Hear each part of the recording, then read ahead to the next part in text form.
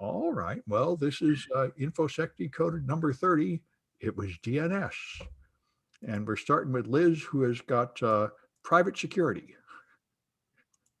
Yeah, so I've been thinking that this might happen, and it seems to be. So there's an app called Citizen that usually the way this app works is it will, when you install it on your phone, it'll bring up a map of the area around you and send you alerts if there's some kind of crime in progress going on around you. So you might have something pop up, and um, like I had one pop up on, I had it installed because I was checking it out, and I had an alert pop up that there was a trash fire on the freeway, um, by the freeway exit last night. Or you might see there's a bank robbery in progress, avoid going down Broadway.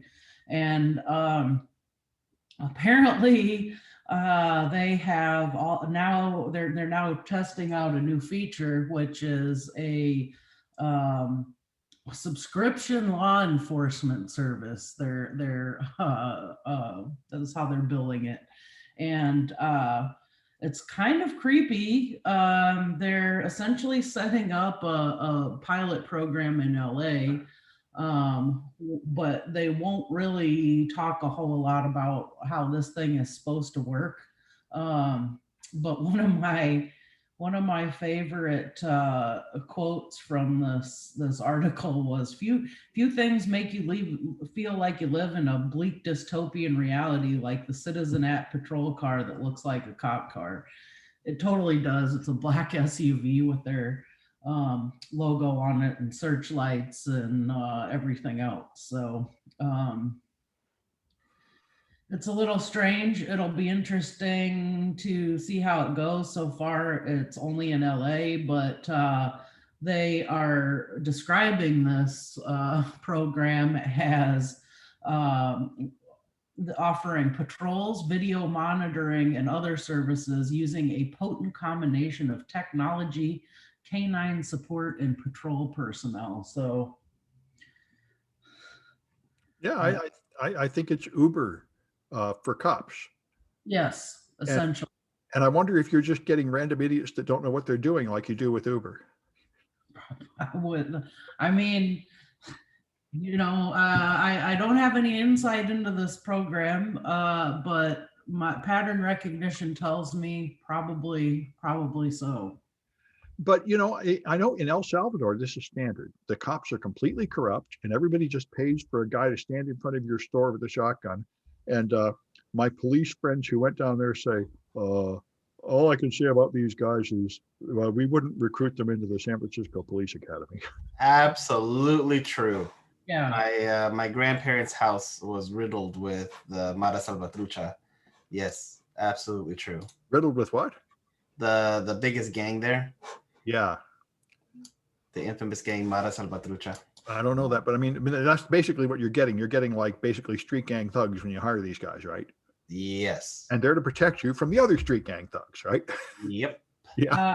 I believe it's the same way in parts of South Africa, and not a trend that I want to see happening, but I can see how this would be a popular service here now. Well, it kind of reminds me of we have private mercenaries like Blackwater that we use for soldiers, and we have private prisons. But the other thing is, what if you're actually like a crime gang and you want to rent some thugs to support your latest caper? How do these guys even know? And do they care? Or what? And do they care? That's right. Anyway, but of course, there's always been private security. I know people who go to Mexico, they have to pay for like kidnap insurance, and they will send like private detectives. In fact, one of my extended family here is a cop that got into dignitary protection and then retired from the police force, and he's hired by high-tech celebrities to like be their driver and their bodyguard. Wow. Because so I mean, this is basically just the discount version of that. Like instead of having your own chauffeur, you get Uber. Yeah. You need a bodyguard for this week because something bad is going down, but next week I won't need it. So, Right. Anyway, I think it's entrepreneurship in the free market solving a problem. Sure. And Right. you people just have to make everything negative. Anyway, Irvin wants to dump Chrome. So I took a look at this article and interesting point, but I'm not totally sold. Basically, run the native browser. Life will be better. That's Well, it saves power.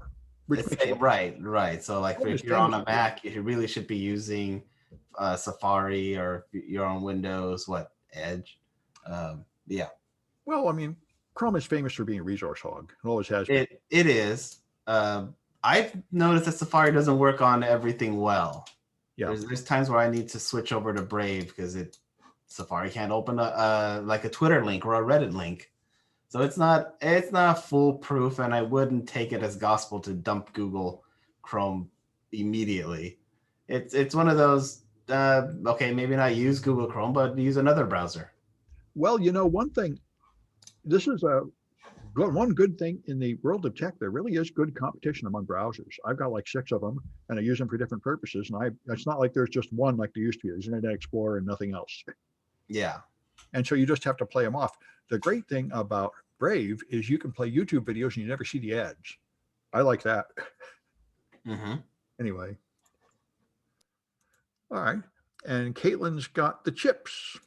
I have more chip news, everybody. So Bloomberg, who I guess we don't really trust on this podcast, but I'm using them as a source. Other people seem to trust him a lot. I think Bloomberg is good for financial news. Right. Yeah. So take this with a grain of salt.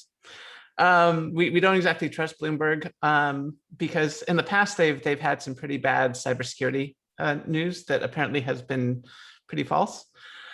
But they have this article here written by Alan Crawford, Debbie Wu, and Lane Marlowe. So these are 3 authors who worked on this article. And they're talking about Taiwan. So for people unaware, most of our chips, or a lot of our chip manufacturing comes from Taiwan. And in particular, TMSC is the main chip manufacturer there that we use for a lot of our chip production, including all the chips made by AMD.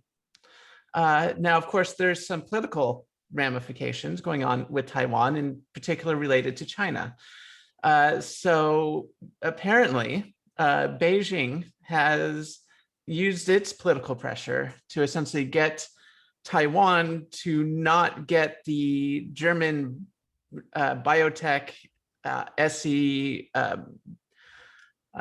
vaccines for COVID-19 into their country. So essentially now Taiwan is low on vaccines. At this point, I do want to point out that vaccine privilege is a thing. The fact that we in the United States are capable of getting vaccines is a privilege we should acknowledge, and that not everyone around the world is so lucky.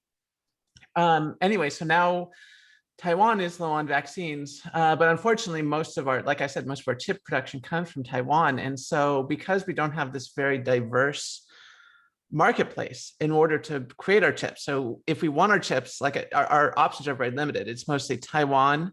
Maybe you could go to China for a few things. And then what else is there? I don't know. TSMC is, of course, in China, in Taiwan, and they're the big ones. So I don't know what you're supposed to do. But yeah, so we could potentially have a chip shortage for the foreseeable future because of the political bickerings going on between China and Taiwan, unfortunately. Yeah. Now, I wonder, why is it that all the chips are made in Taiwan? Is it because they're just polluting their water and not caring? That's what I assume. Yeah, I mean, I wouldn't know the answer to that. Like I said, TSMC is a Taiwanese company. Yeah, I know that's why we don't make them here anymore, because they are incredibly environmentally hostile. You have to wash the boards with benzene and horrible things, and all that crap ends up in the water supply, or else you have to pay a lot more money to avoid doing that. And so I think we're on melting ice anyway. I mean, the reason why we're getting chips from foreign countries is because they're doing something they really can't keep doing. Right. Like I said, I can't confirm nor deny that. I don't know enough about their design process node how badly they're polluting, though it is widely known that chip and manufacturing in general can be costly in terms of pollution. Well, that's why I think we need to start manufacturing in the US, and we also need to raise the price enough to pay for whatever you have to do to clean up the results. I agree, and I would actually argue not just in the US. I mean, yes, we do need manufacturing in the US specific for US reasons. If you're working in the US government, you're very concerned about supply chain attacks. And the way you defend against that is you make sure that all your equipment is being manufactured in places you trust. And in this case, if you're the US government, that means the United States, maybe Japan, other allies like Britain and stuff. But nowhere else. Maybe Australia. I don't know. But you just have to kind of control where things are coming from. But in terms of just overall safety, in terms of our supply chain, I think diversity is really key. So not only just get manufacturing in the United States, let's up manufacturing in other countries as well, including like Africa. And I don't mean Africa as a country, obviously it's a continent, but like South Africa, Togo, et cetera, and get all those countries invested in high-tech solutions. Let's also move upward into like Eastern Europe, get everyone manufacturing, because the diversity in manufacturing, as recent events have unfolded, is actually important, and it's necessary to maintain a steady supply chain. Well, I think so. All right, Alan's got the Verizon breach report. Yes, Verizon has released the 2021 version of their Data Breach Investigations report. This is probably the most comprehensive data breach investigations report released by any organization. And Verizon, what they do is they compile and aggregate reports from, in this year's report, 79,635 incidents, and then of which only, incidentally, 5,258 were confirmed data breaches. And then they generalize based on those reports and try to study larger patterns that are happening in the world of cybercrime and data breaches. And some of the notable findings are that thanks to work from home and the pandemic, certain trends that have been developing over the past several years are accelerating. And obviously, cloud is a big one. So more and more services are migrating to the cloud. And so that has changed the way attackers are attacking cloud-based resources, in particular web-based applications. So 39% of all breaches involve cloud and web-based applications. And in fact, web app attacks are 80% of hacking-based breaches now. So a full 80% involve web app attacks.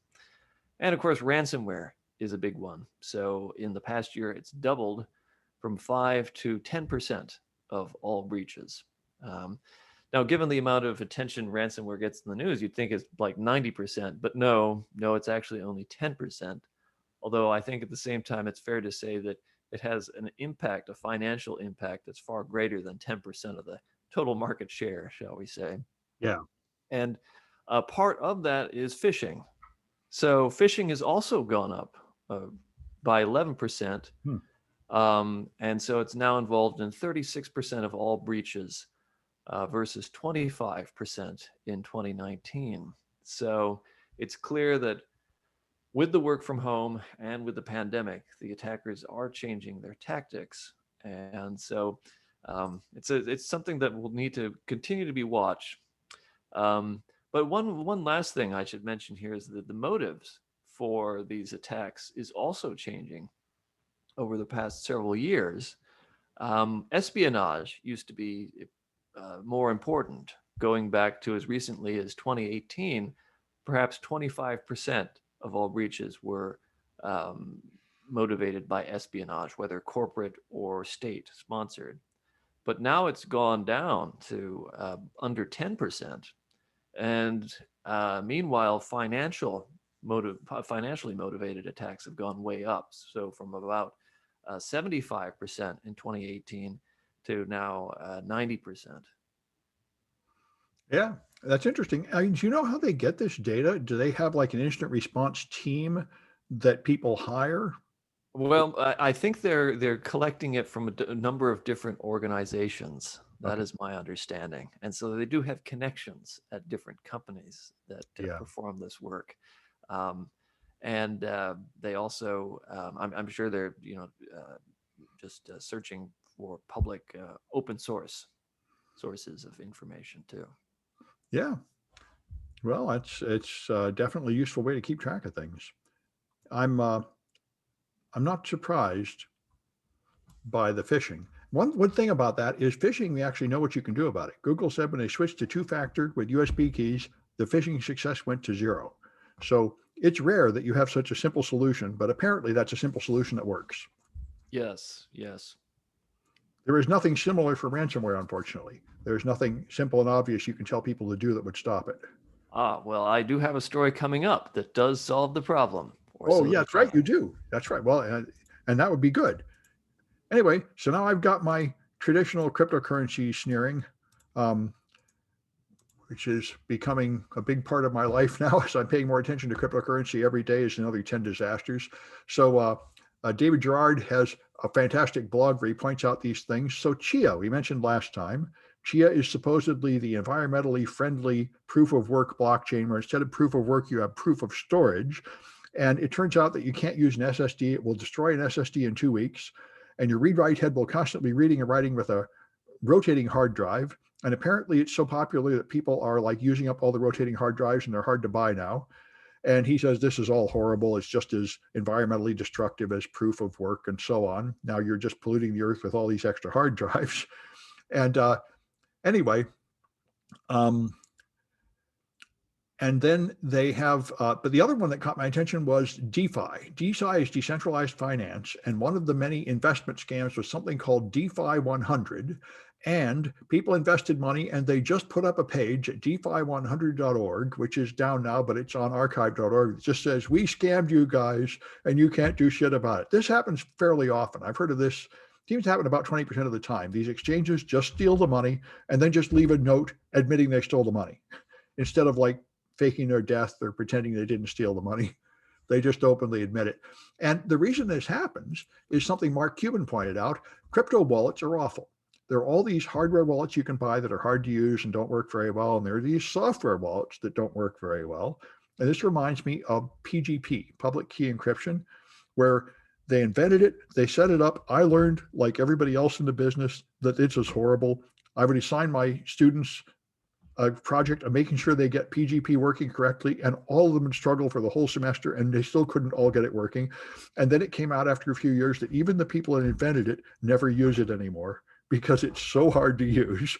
And that's apparently the case with crypto wallets. So what people do now is they just leave their money in the exchange because the crypto wallet sucks so much. So then the exchange can just steal your money. So, but of course, if you go with a reputable exchange like Coinbase, they won't steal your money. And anyway, but that's the madness here. And the other thing I saw that I thought was wonderful was Elon Musk. Elon Musk, there's an expert here saying Elon Musk knows nothing about cryptocurrency, which is certainly true because he's decided that Bitcoin is crap and we should all use Dogecoin. And that is like monumentally stupid. I mean, the whole point of Dogecoin was to be ridiculous as a joke. And there are all these other blockchains that actually have improvements. And Elon Musk doesn't know or care. So he's pushing Dogecoin. He's saying Dogecoin needs to like improve. And they're like, dude, this is why we have Ethereum and all these later generation blockchains. If you actually want a better blockchain, they're out there. But this, suffers from the same problem of everything in cryptocurrency, since none of it actually has any value. It's all determined by popularity. And so Dogecoin just happened to have a cute icon and become popular. And that means that that is the one that people use, even though it's not technically the best or anything. So, such is life. Anyway, then we're back to Liz with Salesforce outage. Yes, there was a big old outage recently last week, and people were freaking out and everybody was going crazy and nobody knew why it was down. Well, same reason It usually is because it was DNS, because it's always DNS. And I felt pretty bad for the engineer who got thrown under the bus here. Apparently, it was one person who rolled out a deployment incorrectly. And something that was interesting about the article was that he said he was using it said that he'd used a 4-year-old script that had a circular dependency in it where there was a timeout, and essentially what happened was once it brought the servers down, a bunch of things needed to happen for them to reboot properly, and that did not happen. And so they had a massive outage for hours all over the globe and couldn't figure out what was wrong, and people were freaking out. And they made some ominously vague comment that they'd taken action with the employee, and hopefully they didn't fire him, because I bet he'll never make that mistake again. Now, they do say that there was a proper procedure for making a DNS change, and he did not use it. Instead, he used the emergency deploy right away inappropriately. So maybe it really was his fault.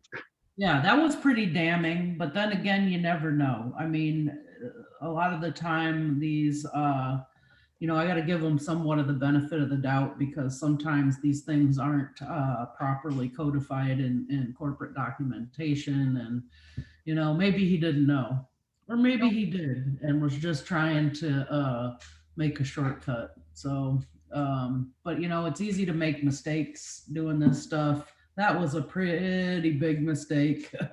The other thing is that hopefully they learned a lesson here on corporate was, and I was working in one of the orgs that was affected by the outage.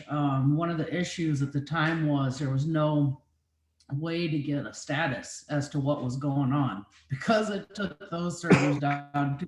Eventually, they had to use their documentation site in order to tell the customers what was going on and that there was an outage. So something to consider. Yeah, so they've clearly got a network design issue. They Right. ought to have a second channel, like a Twitter feed or something. You would think. Well, you only think of these things after you have the problem. There was another situation, perhaps I shouldn't disclose the details of, where I got some inside information about someone making one mistake like this that brought down a major company, and they really didn't fire that one person. Instead, they said they didn't punish that one person because it really was a system failure. They said, we should have had processes in place to correctly deploy this stuff and test it. And what this person was doing was, in fact, in accordance with our procedures at the time. So it's not that they did something wrong, it's that we need to change our process. Yeah, and I think that's often a healthier way to look at this too, because if your deployment process is such that one person can take it down with a 4-year-old script that is clearly not undergone code reviews until after there's a problem, Yeah. That's a problem. Well, yeah, that's right. Okay. All right. Anyway, apparently they found it and fixed it. So Irvin got one about dumping RDP. I thought this was very interesting. There's a way to get into the SVC host and MTSC or MTSTC application to get the credentials. The thing about it is you have to already have been on the machine. Right. But I mean, I have actually a project where you practice using API Monitor to steal remote desktop credentials. And I only knew one way to do it. And this is like 6 more ways to do it. Yes. Yeah, it has. But from reading it, it really felt like you needed to be on the machine somehow already. Oh, yeah. You need like local administrator access. But the thing that surprises me is, I mean, I gave a talk at Hope 6 years ago about how browsers would just put your password in plain text in memory. And the major browsers all fixed that. But it looks like Microsoft has not fixed it. When you log it over RDP, it just puts copies of your plain text password all over the bloody place in memory. Yeah, that it does. So there's a nice little read. I thought people knew by now not to do this. Yeah, about that. Well, apparently not. That's why I got to totally try this. Yeah. That's good, clean fun. Yep, yep. All right. And then Kaitlyn's got more about the IC shortage. It's more IC shortage news. So, oops, let me go back here. So the EE Times has an article written by George Leopold about the impacts of the current IC shortage. Mhm. If you read the news, most of the articles talk about the automotive shortage, like the fact that we can't make more cars because the car manufacturers are waiting for the chips that just are not coming. Yep. Now, of course, there are lots of industries affected, not just the car, not just the automotive industry that's affected by the IC shortage that you wouldn't think about. And this article highlights a few of those. In particular, the ones that are particularly impacted are industrial machinery and electrical equipment. So like SCADA systems, as well as, of course, computer IT hardware. But you also have aerospace. Like you can't build rockets that need the IC without the ICs themselves. Yeah, or airplanes. We don't even make the chips that go in rockets here. No, That's not good. I would hope that at least our military equipment is not using Chinese chips. well, that they're not, but keep in mind too that the chips themselves need chips to make the chips. So Even it doesn't really solve the problem. Yeah. So like I said, industrial machinery and electrical equipment is the biggest thing. So it's going to affect everything, even if we make the chips here in the United States. Even if they're just by like small manufacturers, we're still going to have things coming down the pipeline that make it difficult to refine the silicon. We definitely do mine our own silicon though. We have some great deposits in the Midwest of silica that we use for sure. And like there's like these nowhere towns in what's colloquially known as flyover country that like produces most of the silicon we use for like all our chips. It's like the high-tech center of the world, but it's like you would never know about it because it's like near the Rocky Mountains and stuff like that. But anyway, then we have home appliances, big one. You don't think about. You have your washer and dryers that require computer chips, refrigerators, your smart toasters. I mean, how can you live without your smart toaster? And then, of course, you have consumer packaged goods, and then automotive and transportation equipment is further down the list. So while the focus of news articles have been automotive and transportation, they're actually not the top affected. And then, of course, then we have consumer electronics right below automotive. And then life sciences, biotech, stuff like that. So all these industries are being affected. And like I said, there's just this huge supply chain where the suppliers need another supplier, which need another supplier. And if just one thing in that chain breaks, the whole industry gets railroaded. Yeah, I heard another thing about supply chain attacks. I don't know if this is true, but they claim that in the battle between the Palestinians and the Israelis, 20% of Hamas's missiles didn't work because Israel had sabotaged them in the supply chain. Yeah. So apparently they're sourcing their missiles from Israel, which is kind of like us sourcing our military stuff from China. Yeah, that's supply chain attacks are real, especially when you have the governments, governments involved. So yeah. But this is I should notice that I should point out that this is not a supply chain attack, but just the supply chain period being affected by. That's a supply. I'm going to gesture wildly. That's a supply chain denial of service attack. Well, yes, that's exactly what COVID was. It's a supply chain service attack. Yeah. So anyway, right, and then we got another RISC design from Huawei. Yes, but not just any RISC-V chip. It is a RISC-V chip with real geopolitical and technological implications. Yeah. Because just as there's a lot of anxiety about silicon that's produced in China that may be backdoored, there is a corresponding anxiety in China about US trade sanctions or US trade embargoes on US developed technology that's necessary for the development and production of chips. Well, that was the Trump China ban, right? I mean, you totally did. Exactly. So there are a number of technologies that cannot be used in China now. Yeah. Most notably ARM. ARM technology, ARM includes technology developed in the US, and so it is subject to US laws and trade restrictions. And so Chinese chip companies cannot produce chips that rely on the ARM ISA, instruction set architecture. And this is a huge problem for Chinese companies, in particular Huawei, which is one of the biggest players. And so Huawei has decided to pursue RISC-V, which is an open source, totally free, and independent instruction set architecture that's really been coming up. I've talked about it several times on this podcast. But Huawei has invested quite a lot into RISC-V, and they need to for their survival. And so they've come up with this high 3861 main control chip, as it's called, and which apparently has been around for several months now, although I was not aware of this. But they more recently released a development board that features this 3861 chip. And so this is a major development because, well, now we have a development board that's actually practical and can be used for development of probably IoT devices. It's like Raspberry Pi level stuff, maybe a little bit below that. But it's now available widely internationally, and it's probably Huawei's first step into producing more sophisticated chips, RISC-V based chips that can compete with ARM in the future. So this is a space to be watched. This board in and of itself is nothing terribly interesting or impressive, but from a geopolitical standpoint, this is probably the first step in what's going to be a number of events to come for years.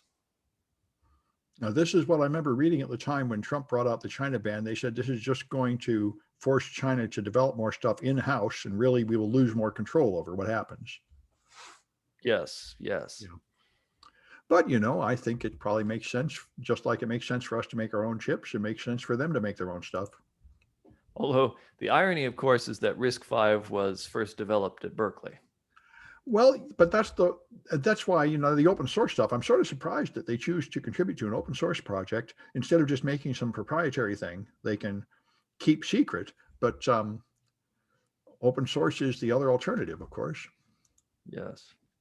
Anyway, so then this, I think, is really brilliant, this game to help people fight disinformation. And one thing, a lot of us are upset about political disinformation and medical disinformation, but one thing that studies have conclusively proven is that if you confront people with the facts and evidence, look at this reputable source proving you're wrong, this does no good at all. People just get mad and deny it. This is no way to win the battle. And what they found, which I think is the same thing we learned in cybersecurity, is the way to teach people something kind of nasty and forbidden is to make it into a game. And to put them, so what this does, they made a game where you are trying to spread disinformation. So they say, okay, you want to tell people that the vaccines are no good. So do you, like, quote an authoritative source, get some guy and dress him up as a doctor and make a video where he pretends to know something, get a celebrity to endorse it. You choose one of these, and then you get different amounts of likes and retweets depending on how successful you are. And then there's another campaign, and you have to spread the disinformation better and better. And they say, this really does it. Because the next time you see crap online, you say, hey, wait a minute. Are they using one of these techniques to scam me? I think this is wonderful. This is like something I read years ago. The first generation of Black comedians that made jokes about racism would say these harsh jokes. And they say, the reason I'm doing this is because I can talk about a forbidden emotional thing, but because it's a joke, people can hear you.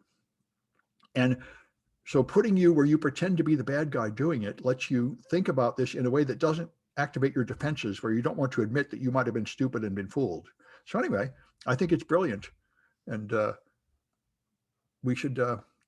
people should check out this game. And I don't know if you could actually do anything with your brainwashed friends, but anyway, it might at least stop the people that aren't yet brainwashed from getting brainwashed as much. Anyway, all right. And then the largest civilian surveillance network. Yeah, so we've talked a little bit about Amazon's Ring cameras, and usually I don't include op-eds in my news stories, but I have no such scruples. what's that? I have no such scruple. Well, this one is pretty good, and I felt like it would be a good one to talk about this week, just because I think that there are a lot of pros and cons to the Amazon's Ring system. And for anyone that isn't aware, essentially what they are a doorbell that has an integrated camera, and these are sold by Amazon, and the camera is intended to be I think it started out as being able to, the way that it was pitched was being able to see who's at your door. Right. The modern version of a little keyhole window in the door. Right. It's supposed to be the, digital 21st century replacement for the peephole. Yeah. However, it has expanded and morphed into a sort of a behemoth of surveillance. It's essentially this author described it as the largest civilian surveillance network the U.S. has ever seen, and he's not wrong.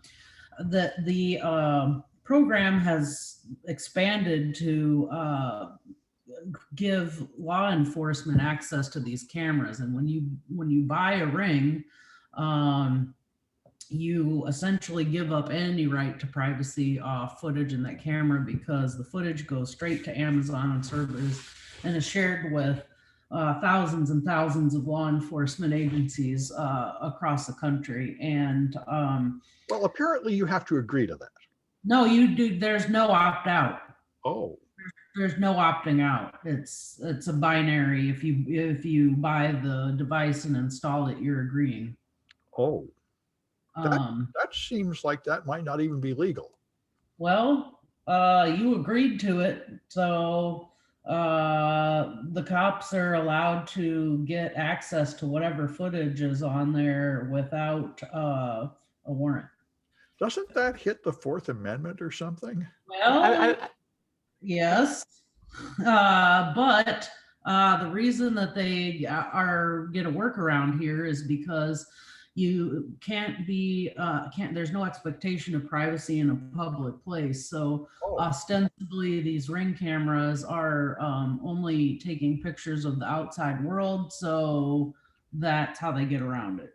That's a pretty good point, actually. Yeah. Kaitlyn, were you going to say something? I was going to say that I'm not a lawyer, so I'm not qualified to make any legal statements, but I have heard that the courts have said in the past that they understand that people don't read those long end user license agreements, and that if you click agree to some like subsection part 6, subparagraph 2 or whatever, and you don't read it, that is a legit argument to make in court. Yeah, but I like in public view. I know that's a good one. I think they're totally allowed to record anything out in public view. That's come up over and over again. Yeah, and it's kind of disturbing in that and this is where there's two sides to it. I can see how this could be useful for prosecuting a crime. I just saw some article about a little girl, some guy trying to abduct a little girl, and the footage showed up and everything. But at the same time, I mean, there's also a lot of major problems here. One of the issues too is because it's trivial to take this content and use it to train AI systems that, and also we don't know where this is going. We've seen before that a lot of our data is just sold to these shady aggregation companies that anyone. Yeah, looks like she's got nuked again by the American infrastructure. Go ahead. Wait, no, she's not back. I just turned my camera off so that maybe I could be heard a little better, but yeah, we can hear you better now. Good. Okay. Yes. So it is a little bit disturbing in that it can be used for AI. And for now, they put a moratorium on, a 1-year moratorium on police using their AI technology, but that expires in June. So then they'll be able to use Amazon facial recognition integrated with Ring and everything else. So. Well, I know AI and facial recognition have both turned out to be far less reliable than you would want them to be for law enforcement use. And that's part of the problem, because they've used it before and they've hemmed up the wrong person. Yeah. And so it's kind of dangerous when used for that purpose. Although, to be fair, eyewitness testimony is spectacularly unreliable too. You're supposed to actually get multiple sources of evidence and correlate them without really relying too much on any one of them. Right. Agreed. Yeah. Anyway, all right, that's Ring. And then we got Irvin with DNS Stager. Yes, this is basically taking what the SolarWinds did, the SolarWinds hack, and putting it in a tool. Is embedding your payload, embedding information in DNS packets. Yeah, so it's just, this is a common command and control center technique. Yes. You do long DNS resolutions. I know I made a whole series of projects with increasingly obfuscated DNS that you have to track down. And this is just a tool to make that easier. Right, that's exactly what it is. Here's a tool to make life easier, putting your payload, putting your information in DNS packets, sending them out. Who's going to block DNS? I mean, if you block DNS, look what happened with Salesforce. Yeah, I remember like 10 years ago, DEF CON made one that encoded your payload in spam. So you get a bunch of emails with random things about Viagra, and they would just encode data in that. Anyway, all right. So one of the issues that I've been having with DNS encoding is that currently very few people use DNSSEC. Right. So all the DNS requests are unencrypted. Right.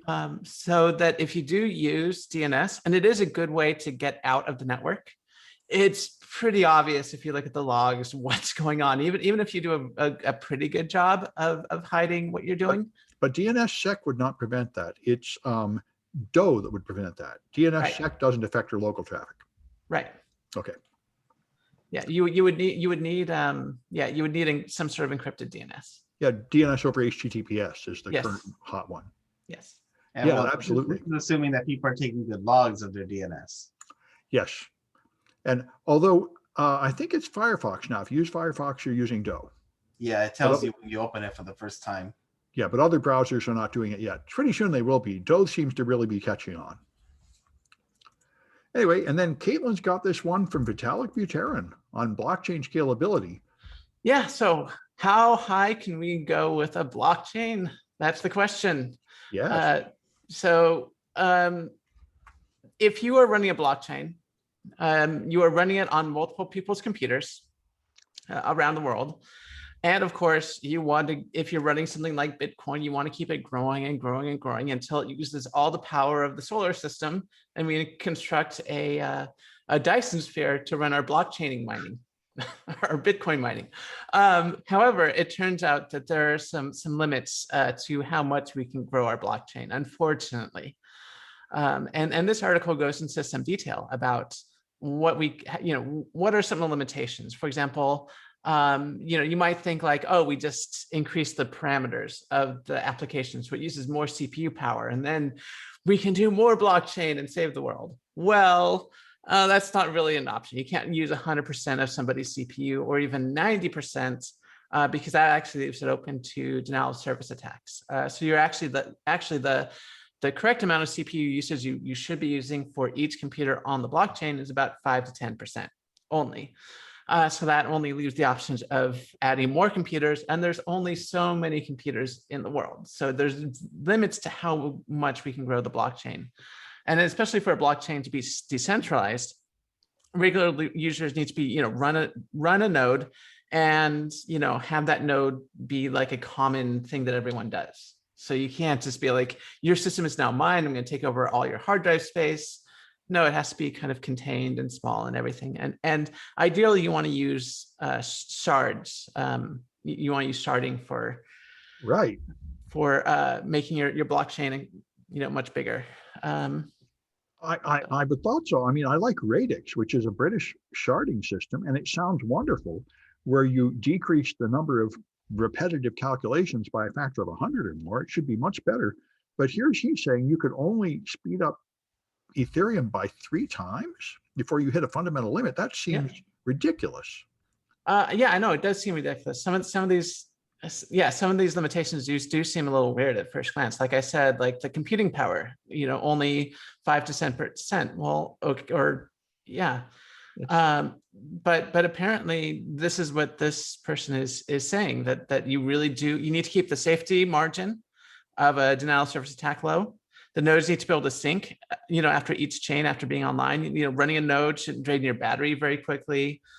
And there should be, non-block production tasks that require. Well, this is Vitalik Buterin, who invented Ethereum. Yeah. So he really knows a lot about blockchains, although he is very weak on physics.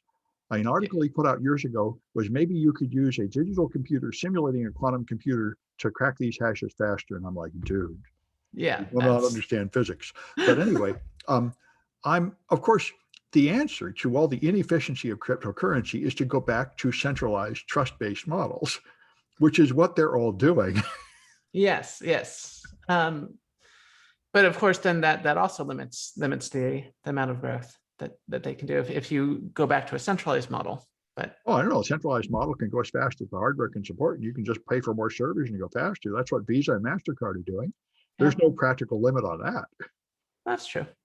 I mean, that's the point. And that's what the point of sharding is. If you shard enough, then you could approach that and you'd still technically not have one central trusted agency. Right. I mean, how many times do you have to repeat the calculation? I would think 100 randomly chosen machines verifying the calculation would be enough. Right. And then all you need to do is control, the majority of machines on the network, and then you can get away with stealing lots of Bitcoin.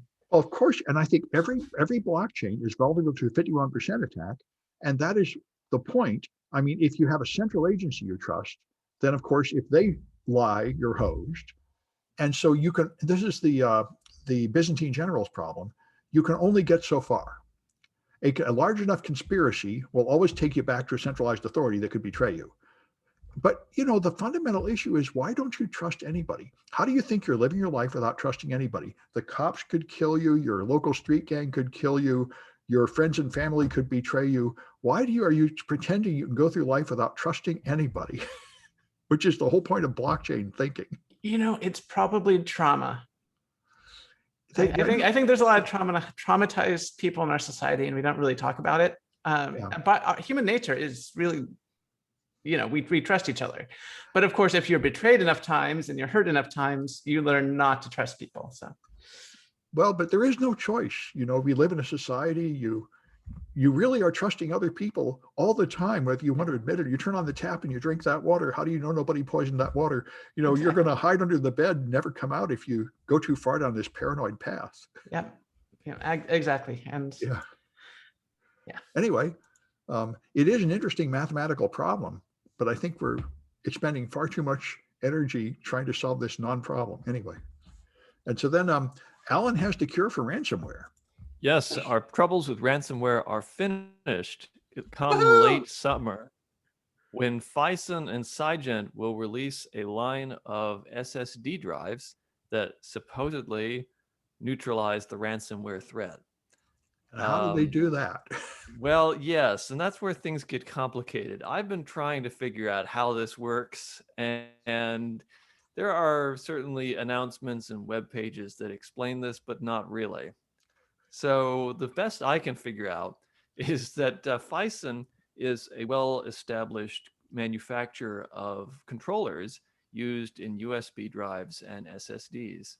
And Cygent is a new American company that's received most of its funding from In-Q-Tel, the nominally independent investment firm that just happens to get all of its money from the CIA. And the two companies have teamed up to create this technology that allows drives to basically encrypt themselves before or at least obscure the files before the ransomware has a chance to encrypt the contents of the drive. That Now, doesn't how this apparently is make any sense. I mean, how does encrypting the files protect them? I shouldn't say encrypt them. Well, that's what they say here. The verbiage is that using the Sigent D3E technology, the contents of the drives are encrypted in what are called safe rooms on the secure SSD, and then these files are inaccessible to an attacker or unauthorized party, and they remain, quote, completely invisible until mounted by the user via authentication. And then once these files are mounted, then the individual, or maybe I should call them the safe rooms, are mounted. Individual files are protected by D3E, individual files. So if the D3E monitoring system or an antivirus solution detects a threat, then the secure drives auto lock and then disappear from, quote, the OS layer until the threat is cleared, unquote. Well, one thing that makes sense is that when you do get ransomware, it does something strange, which would be easy to detect. It starts changing every file. So that part actually makes some sense to me. Yes, I mean, the thing yes. is, oh, Go ahead. Go ahead, Kaitlyn. I was going to say, if you really want to stop ransomware and a easy to use piece of hardware, it seems to me the simplest way to do that is to just have some sort of journaling file system that just keeps track of changes, so you can just roll it back if something bad happens. And then maybe if it then fills up due to journaling changes, you have to like enter in some like special passcode to like, get rid of the old journals. I mean, and that would get rid of, malware without having any, you're going to lock the drives, and have to detect the malware in the first place and all this stuff. I mean, if you just have that journaling backup going on all the time, I mean, that would effectively do it. And I don't see why that's not a viable solution. I've seen that recommended, and my understanding is the enterprise version of Dropbox does do that. You have automatic backups for the last 30 days, and that would seem to be a really strong protection. Yeah, and there's, already Windows comes with, the rollback features where it just keeps track of the changes to files. Yeah. And it doesn't take up as much hard drive space as you would think. It's not double for every, backup you have. It's just, Yeah, but the problem is that journal file is just another file on a disk, and ransomware could encrypt that. Yes. But if you make it hardware level, hardware level journaling, then it would be much harder to get rid of. And that's what I would recommend implementing, but apparently no one has done it. Maybe because it would be more expensive than what they're proposing. I don't know. I've seen people. Anyway, this sounds like an interesting idea. I'd like to see somebody like really test it and tell us, does it work? Yeah, well, it's only $300 for a 480 gigabyte drive. Yeah, well, I mean, it's obviously going to cost something, at least at first, but one would hope that after a while it just becomes standard if it really works. Yeah, and it does appear to be working for the US government, because Sigent has been selling this technology to the US government for a little while already. It would sure be nice to imagine that some of our government agencies are not actually going to get ransomware. They all seem to be falling around us. Yeah. I mean, I have not seen a few agencies get ransomware. I don't think the NSA ever got ransomware. I don't think the CIA got ransomware. They would never tell us. I don't think the Army got ransomware, and certainly not a really cool place like NASA. I mean, they never got ransomware. So well, except for NASA, I'm sure all the others would just totally lie and deny it if they did. So I'm not so sure. I don't know. The nuclear energy department got ransomware, and they were pretty open about it. So okay, well, anyway, maybe they'll all buy this fancy SSD and be safe. Anyway, this last one, I just, the greatest podcast in the world is Kara Swisher's Sway. She is incredible. And she just gets more and more good stuff. And now she got the guy who runs Bellingcat. And Bellingcat is the king of open source intelligence. And they in particular worked with Navalny to expose Putin's poisoning of Navalny. And he talks about how he did that. And it's just fascinating stuff.